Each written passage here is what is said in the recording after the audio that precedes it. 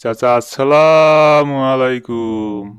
চাচা, এবার ভোটটা কিন্তু বদনা মার্কায় দেবেন। তোমাক ভোট দিয়ে মোর লাভ কি? এ মকবুল, চাচাকে 500 টাকা দিয়ে দে।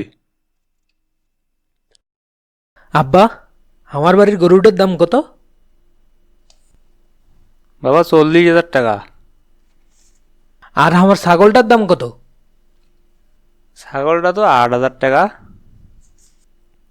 আমার গরুর দাম 40,000 টাকা, ছাগলটার দাম 8,000 টাকা।